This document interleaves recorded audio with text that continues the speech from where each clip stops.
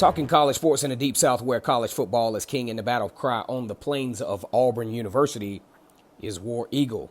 Once again, it is Kennard Vernon Stewart. I call myself K-Stu the GOAT. For Vernon Speak Sports, we're talking Auburn football like it's nobody's business. Let's go ahead and like this video, comment in the comment section, subscribe to Vernon Speak Sports Auburn as we are talking about Auburn football nonstop like we love to do on this channel. We dive into the SEC every now and then. I like talking about Georgia. I remember back when I was doing podcasts on Facebook, I had the situation where I talked about the SEC's Big Three back in 2017. At the time, I thought the SEC's Big Three was Alabama, Georgia, and Auburn. As it turns out, that particular season, it was the case. Auburn actually pushed Georgia and Alabama, winning both of those games, found themselves right in the middle of the possibility of being one of the first two-loss team in the college football playoff era to actually make it to the college football playoff. Injuries, things of that nature. I think maybe shaky game planning led to a loss for Auburn in the SEC championship. If we look at the beginning of the SEC championship, it looked like it was actually about to go kind of like how early November went for Georgia when Auburn won that game in Jordan-Hare Stadium 40-17, but some missed opportunities early in the game. Of course, the Jarrett Stidham fumble in the red zone kept Georgia in the game.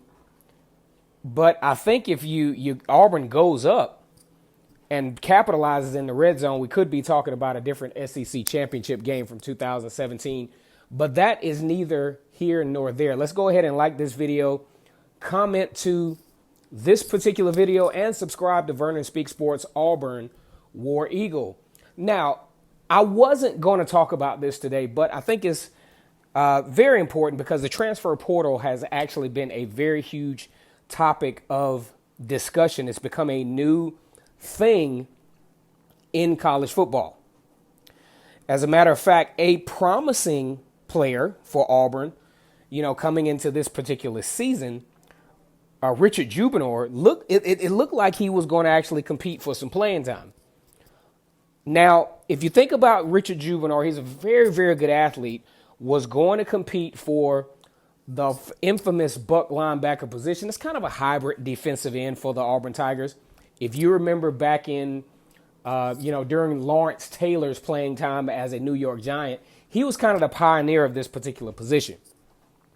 Richard Jibunor, the main thing that kept coming up, even from teammates and coaches and things of that nature, is the fact that Richard Jibunor had a lot of talent, a lot of skills, but lack of coachability seemed to be the common denominator for Richard Jibunor.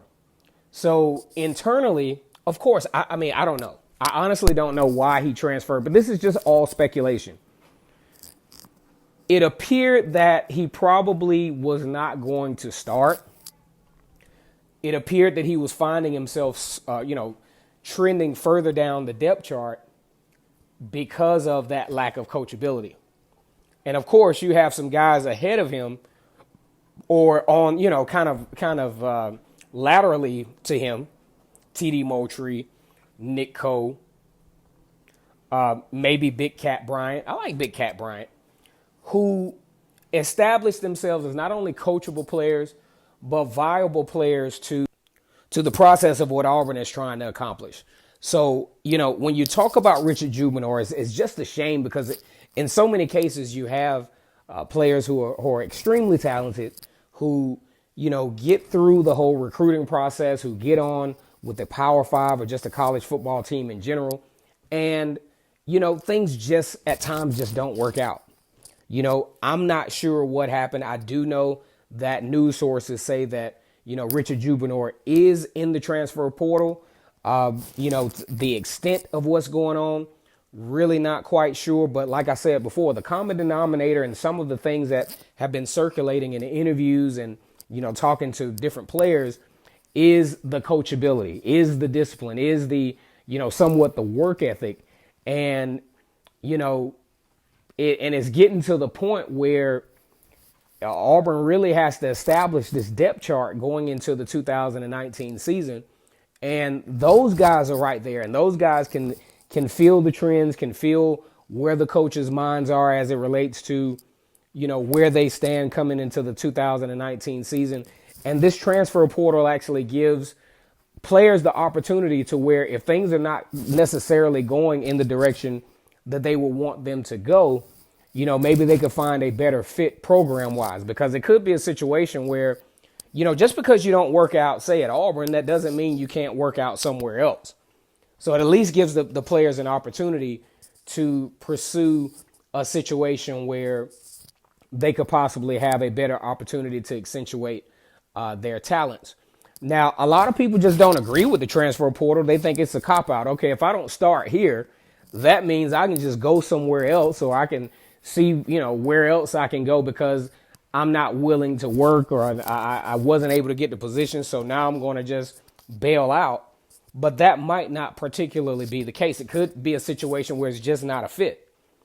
If we even think about, say, our own employment. I remember one time I was working at this particular place, and it was just absolutely terrible where I was. I did not get along with the management. Of course, my mindset was a little bit different at the time.